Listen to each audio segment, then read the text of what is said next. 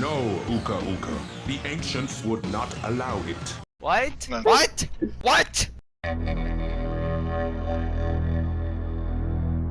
Crash Bash! After Naughty Dog lost the rights to the Crash series, fans were worried about the future of Crash Bandicoot. Developer Eurocom Entertainment Software They did the SH2 game. stepped in to make the next Crash Bandicoot game. Will Crash Bash be at the same level as the Naughty Dog games? Of course not. But is it any good? Well, let's find out. The story in this game is... I don't even know, because the opening cutscene is one of the most confusing cutscenes I've ever seen in the game. Okay, so from what I understand, the story is that Aku Aku and Uka Uka are arguing over who's stronger. To settle this, they summon their team to play a bunch of party games.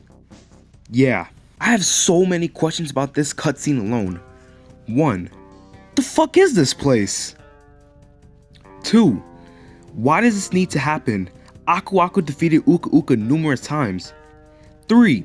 If Uka Uka can't beat Aku Aku, why does he still approach him? 4. No, Uka Uka. The ancients would not allow it. Who the fuck are the ancients? They're only mentioned once in the entire series, never again. Also, bitch please, y'all fought at the end of Crash 3. 5. Why is Embryo evil again? Did he become a good guy in Crash 2? 6. Who the fuck is this ugly bitch? Besides Nitro Fuel, this is the only game he's in, Rillaroo. Monkey. 7. Why did Aku Aku take Tiny and Dingodile for his team? They want to rip Crash's fucking head off. He should have took Embryo and this fat motherfucker, I don't know. 8. The fuck is Crash doing? Broke it I on. haven't even started the game and I'm already conflicted. Let's go. Some people say that Crash Bash is a Mario Party clone, which I disagree. While Mario Party is structured like a board game and gives you a minigame after every round, Crash Bash is straight minigames. Go to 4 warp rooms, play 4 minigames, and fight a boss. What are the 4 minigames? 4-way pong, polar bear fight, pogo paint shit, and throwing shit at each other. Now that sounds fine for the first warp room, but throughout the story, you're playing through the same 4 minigames over and over again, only with a slightly different mechanic and background. After winning a minigame, you earn a trophy. When you get enough trophies and eventually gems, you unlock a boss in the next world. That sounds simply fine on paper, right? Yeah, but the game is a lot harder than you think. First of all, in order to completely win a minigame, you have to win 3 times, and it's a lot more annoying than it sounds. These minigames go on forever. And get this, since this game is fucking brutal, let's say the other players win rounds also. If that's the case, you're gonna have to play the same minigame 9 fucking times max. And that's the best case scenario.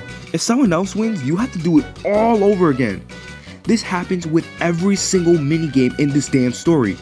And because you're playing through the same minigames over and over again, the game becomes repetitive and tedious as hell real quickly. Eventually they give you more minigames to do in the story, like a tank minigame, a shitty racing minigame, and whatever the fuck this is. But that doesn't happen until later on in the story.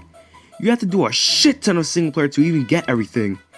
I swear this game goes on forever, getting harder and a lot more annoying by the warp room. The game features crystal challenges and gem challenges. Gem challenges give you less time to win minigames, and crystal challenges pretty much fuck you over. For example, in a game about throwing shit, you have to win without throwing shit. What? And yes, they're important for the story, so guess what? You have to play the minigames more. Nice! There's also relic challenges, which isn't required for the story. In order to get a relic, you have to win a minigame 3 times in a row.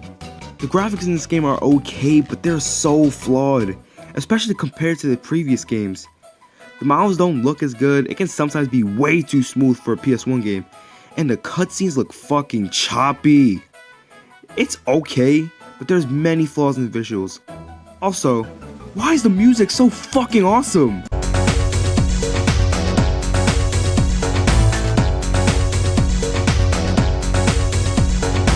After constantly doing the same shit over and over again in the story, you unlock just about everything.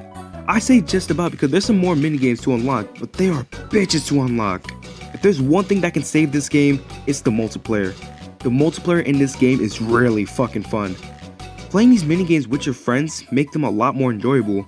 I can safely say that the multiplayer in Crash Bash isn't an issue at all. In fact, it's the best part of the game. It's just the single player that's bothersome. Overall, there's really not much to Crash Bash. The single player is hell, but the multiplayer is far more enjoyable. However, there's really not much to this game. Yeah, there's some decent things to it, but still. There's nothing terrible about this game. I know I sound pretty annoyed at this game, but that's because the single player can eat dick. But it's more about the multiplayer. To me, Crash Bash is easily the most average Crash game in the series. I wouldn't say it's the start of the Bandicoot's downfall because I don't think this game is downright bad. But let's face it, the previous games are better. This won't win awards, but it gets the job done. What you see is pretty much what you get. What's next? Crehbehndecuutdewrathucoretix. Play Crehbehndecuutdewrathucoretix. When Joker taunts, Morgana shows up. Crehbehndecuutdewrathucoretix.